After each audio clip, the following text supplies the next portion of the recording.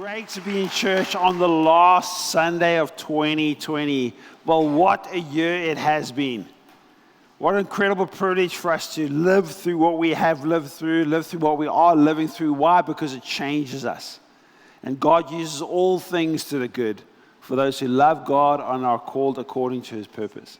And Marinette says something right in the beginning of when the pandemic started. She said that if this is a good year for us spiritually, it's a good year for us. And many of us have been forced just to realign and refocus and reevaluate everything and just realize that actually all we need is Jesus. All we need is Him. So great to be in church, and well done for being here. And once again, thank you for wearing your masks. We want to make sure that we spread hope and not the virus. So obviously we've got great ventilation in here, we've got huge extraction fans, we've got fresh air being pumped in, but also we want to do everything that we can. So even during worship, please just remember to keep your masks on. And so not only so that we spread hope and not the virus, but also it's actually a requirement from the law. So the government has asked us to do that, and if you don't do that, you might not go to jail, but I will. So please don't send me to jail. So I'd appreciate you obeying the law. Good. Well, we are in the middle of a series, and we're called God Is. And we're talking about the nature and the character of God and who He is. And it's been absolutely amazing. And today what we're doing is we're looking at God is I Am. God is I Am. And God actually introduces Himself as I Am. You might think, well, that's a bit of a strange name. It is a bit of a strange name. Imagine somebody comes up to you and say, what's your name? Well, I am. I am Bob, I'm Jeff, I'm Cindy, like, what? I am? No, just I am. Imagine you called your son, I am. What's your name? I am. But actually, when you stop and we think about it, it's actually mind-blowing, the profound nature of that. And so we're going to start off and reading out of the book of John. Now, John, the Gospel of John, is slightly different to the other Gospels in a number of different ways, but one of the big, profound ways that it's different is that the writer John wants us to know that Jesus is God. Like a lot of the other Gospels highlight Jesus' humanity, and John definitely alludes to his humanity, but he makes sure that he wants us to know that Jesus is God. Jesus is God. And so because of that, he actually quotes Jesus saying that He is I Am quite a few times. Actually, 9 times that I'm aware of in the Gospel of John, he actually records Jesus saying I am. And so we're going to read a few of them. One of them is in John chapter 6, verse 34. This is Jesus saying, He says, I am the bread of life. He doesn't say I am one of the breads. He says I am the bread of life. Whoever comes to me shall not hunger. I am the light of the world. Whoever follows me will not walk in darkness, but will have the light of life. I am the door. If anyone enters by me, he will be saved and will go in and out and find pasture. I am the good shepherd. The good shepherd lays down his life for his sheep.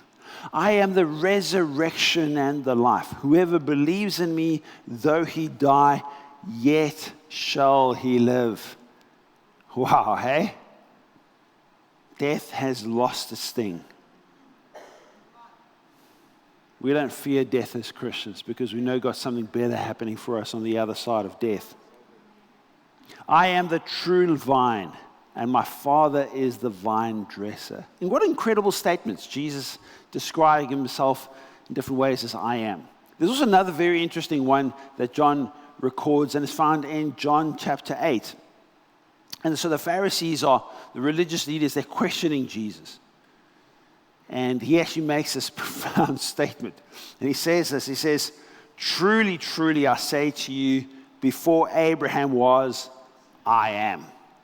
And that statement just freaks the Pharisees out. They pick up looking for stones. They want to kill him right there on the spot. They just freaked out. They go from having a conversation, a slight disagreement, to absolute rage. They want to pick up something because they just want to kill him on the spot. Why? Because he says, I am. I am. And we're going to get to the moment why this is such a profound statement. Also, very interesting, and this is one of those passages that if we just read it too quickly, we can miss what actually happened here. And it's recorded in John chapter 18. And it's when Jesus gets arrested. He's in the Garden of Gethsemane, and the Roman soldiers are coming to arrest him. Judas Iscariot, the traitor, is leading the pack, and they want to come and arrest Jesus. And this is what it says. It says, Jesus, knowing all that was going to happen, went out and asked them, who is it you want? Jesus of Nazareth, they replied. And his response is, I am he, Jesus said. Now, actually, in the original Greek, the original language, the word he isn't actually in there.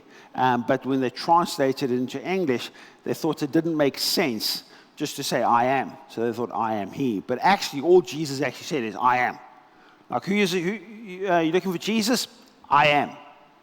That was his response. I am, Jesus said. And Judas the traitor was standing there with him. And listen to this. It says, when Jesus said, I am, they drew back and fell to the ground. Again, he asked them, who is it you want? Jesus of Nazareth, they said. Jesus answered them, I told you that I am. If you're looking for me, then let these men go. They come to arrest Jesus. When Jesus says, I am, poof, like a force field goes off, like a sci-fi movie. They all fall to the ground, knocked out, unconscious. They got a concussion because they don't even know what's going on. I don't know how long they were down, so they fell to the ground. But it says when they get up again, they don't know where they are. They know they're looking for Jesus. And they ask Jesus the very same question that they've just asked, but they've forgotten that they've asked it because they basically just got hit by the power of God. Like, boom.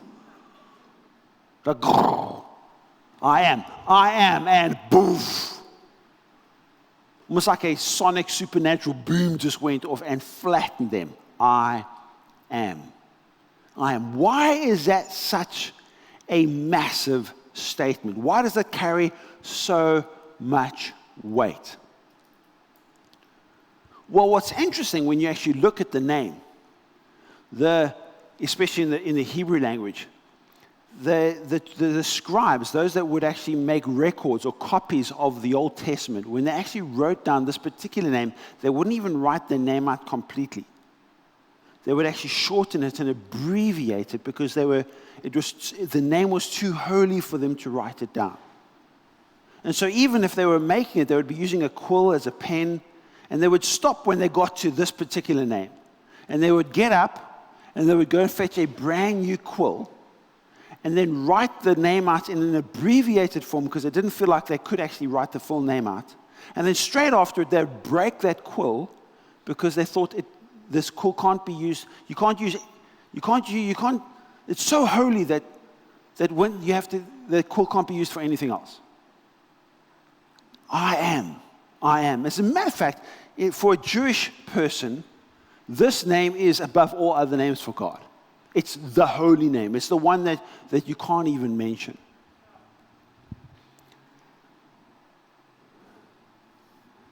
And the first time we really see it come to the fore is in the book of Exodus chapter 3. And this passage it's one of those beautiful passages of Scripture.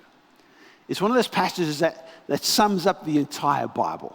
And you've got these passages every now and again in the Old Testament and the New Testament. They basically summarize the gospel. And we looked at one of them in Christmas a few days ago where we spoke about Jeremiah chapter 29 from verse 11 to verse 14 is very similar. But this one probably even more so. It gives great detail into God, his nature, his character, and how he deals with humanity and his plans for you and I. And this is when Moses he's 80 years old. He's been in the desert for 40 years.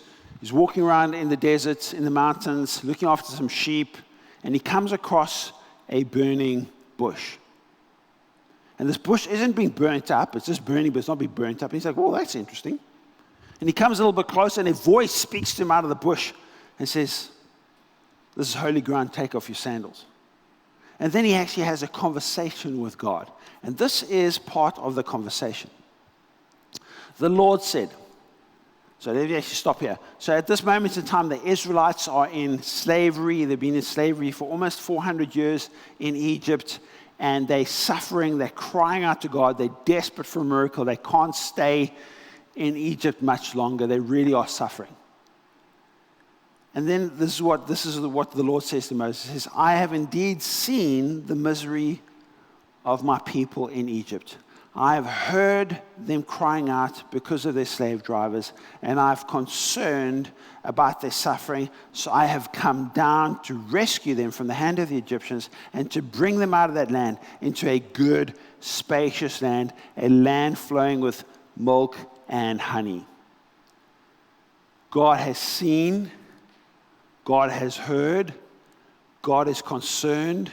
So he's come down to rescue them, to take them from where they are into a land flowing with milk and honey, a good and spacious land. I love that because it tells us that God sees, that God hears, that God is concerned, and God responds by coming down. Elohim, he comes down. He leaves heaven and he comes down. Why does he come down? To rescue us, to take us from where we are into a spacious, a good space. A good place. Wow. God sees. He sees everything.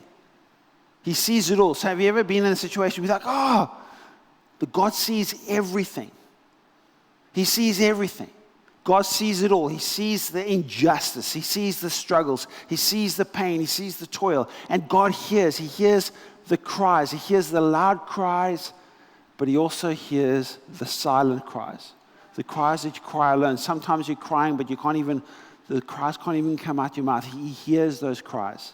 And then it says that God is concerned, which tells us that it affects him emotionally. He gets impacted emotionally. He's not there, well, they sinners, they brought it on themselves. Yeah, good, this will teach them a lesson. It'll bring them to their knees. No, God sees, he hears, and he is concerned. And not only is he concerned, his concern moves. He's moved emotionally to respond, and his emotional response is to come down. To come down, to humble himself, to come down and to get his hands dirty. To come down from heaven and to help. To take us, to rescue us, to save us from the situations that we find ourselves in. To bring us out of captivity. We struggle. Sometimes we just feel trapped. We're trapped by our life. We're trapped by some of the things we've done to ourselves. Sometimes we're just trapped by circumstances. We're trapped by situations. And God rescues us from being trapped and brings us out into a good and spacious place, a land flowing with milk and honey, the home of the Canaanites, Hittites, Amorites, Perizzites, Hivites, Jebusites, tick bites, flea bites, mosquito bites, and every other bite. And it says, now the cry of the Israelites has reached me. I've seen the way the Egyptians are oppressing them. So now, go, I'm sending you. God still works exactly the same. He's the same yesterday, today, and forever. He sees, he hears, he's concerned, and so he comes down and he chooses to do the rescuing through us. He could have just gone and rocked up in Egypt by himself, but he chose to rescue the Egyptians, or not the Egyptians, he chose to rescue the Israelites through Moses, an old guy that didn't have anything to offer. An old person that was, just had a stick, that's all he had. And God says, I want to send you. I want to send you to rescue my people. God still says the same thing. He sees what's going on in our world. He sees what's going on in our family. And maybe you're crying out, you're trusting God for a miracle. You're trusting God to do something. And guess what God's saying? I've seen, I've heard, I'm concerned, and so I've come. And guess what? I want to use you to bring the change. You to be the change. And you think, but I just got a stick. Yeah, but I'm sending you and you're not alone. I'm going to go with you. This is what he says. He says, Because Moses says, yeah, but, who am I? This is too big. It's impossible. It's impossible to be the change. Who am I that I should go to Pharaoh and bring the Israelites out of Egypt? And God says, I will be with you. It's the gospel message right there. God sends, He calls us, and He says, I'm going to be with you. I've got the Holy Spirit. The Holy Spirit's inside of you. I'm going to go with you. You're not alone, but guess what? You are the answer. No, I'm not. It's impossible. No, me with you is the answer. You by yourself, you can do nothing. But me with you, miracles are about to happen. Change is about to take place. And Moses says this. So then God says, and this will be the sign that I've sent you. When you have brought you out of the people, when you have brought the people out of Egypt, you will worship God on this mountain. Moses said to God, but suppose I go to the Israelites and say to them, the God of your father has sent me to you. And they ask me, well, what is his name? Then what shall I say to them? Must I say, you're the God of the sky, you're the God of the mountains? Like, who are you? What's your name? And God says to Moses, I am who I am. This is what you are to say to the Israelites. I am has sent me to you. I am has sent me to you. I am. I am. That's such a profound, weird but profound name. I am. I am means I'm self-existent. I don't need anything, but everything needs me. God doesn't need anything, but everything needs Him. I am. I'm self-existent. I don't need anything, but everything needs me. He holds it all together in His hands. I am. But also, I love it because it doesn't say that I will be or I was. He says, I am. See, the Israelites, they were desperate for a miracle. And God says, go and tell them, I am has sent me. Well, what does that mean? It means I am here. I'm in the moment. I'm present. You need a miracle? I'm here now. Yes, you trust in God for a miracle. It's not next week or next year. I'm here now. Because that's God. It's His nature. God is fully present and right here, right now in this moment. God is fully present in every moment. It's part of His nature. It's part of who He is. Genesis chapter 1 verse 1 says, in the beginning God created the heavens and the earth. In the beginning, God. God is outside of time. He's outside of time. I've got a little ruler here. Nice color. It matches my nice shirt. What do you think?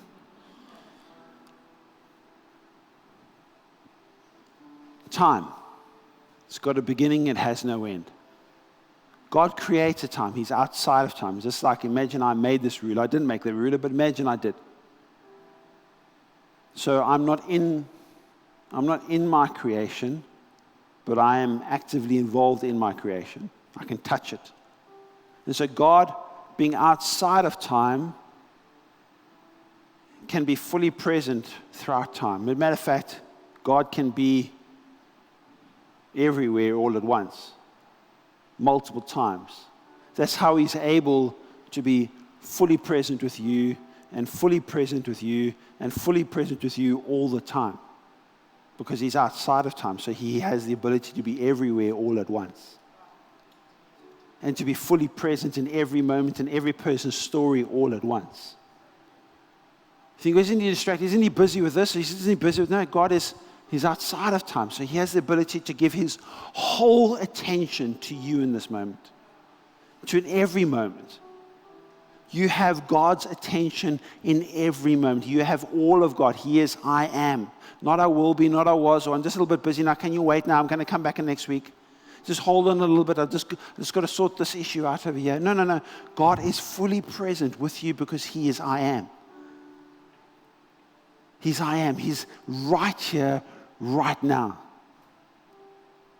Yes, we know that with God, our future is always better than our past. He's got great plans for our future. And yes. But He introduces Himself as, I'm here for you right now. You need a miracle? I am.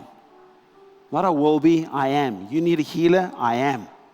Not I will be your healer, I am your healer. You need a deliverer? Not I will deliver you. I am delivering you. I am. To me, it challenges my faith. It forces me to stop and to ponder and hold on. Because sometimes it's easier for us to trust God to do a miracle for us tomorrow. But actually, I think when we realize that He is I am, it causes us to realize, hold on, He's actually here to do a miracle now. Now, in this present moment, I am. God is I am. He's here now. To touch and heal us emotionally now. To restore our marriages now. To change our situations now. He is I am. And maybe you trust in God for something. I would encourage you to trust God as I am. He's saying, hey, I am. You need healing? I am. I am. I am. I'm fully here for you right now. Right now. What a profound statement. Wow. Wow. But He also told us that our world is crying out, and He sees, He hears, He's concerned, and so He comes. And He wants us to see, hear, be concerned, and also go. And He's saying, I want to use you. The question that we have to ask ourselves, are we seeing? Are we hearing? Are we concerned? And are we moved to action in the same way that God is? Moses could have just been, yeah, but what about me? And, I need a holiday. It's been a tough 40 years in the desert. Like just like a holiday by the beach. It'll be really great, Lord. I've been suffering looking after these sheep has been tough. But what God's saying to him is take your eyes off yourself and your own situations.